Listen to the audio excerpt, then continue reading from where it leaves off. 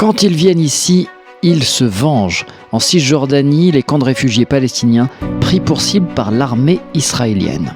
Le camp de Nour Shams dans le nord de la Cisjordanie occupée a été visé par un raid israélien qui a fait 13 morts selon les autorités palestiniennes.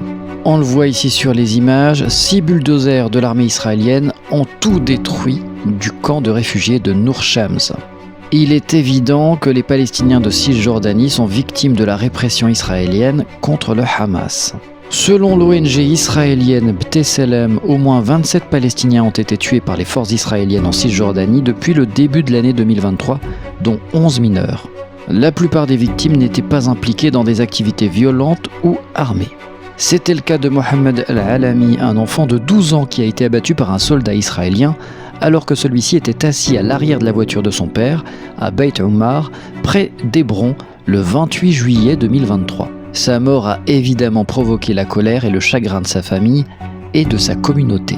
La politique israélienne consiste à arrêter, interroger et emprisonner les Palestiniens soupçonnés d'appartenir ou de soutenir le Hamas, sans preuve ni procès équitable.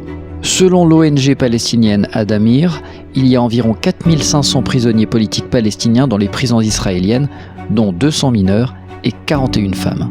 Le Hamas a revendiqué sa responsabilité dans plusieurs attaques contre des Israéliens en Cisjordanie ces derniers mois en réponse à la poursuite de l'occupation, de la colonisation et de l'annexion israélienne.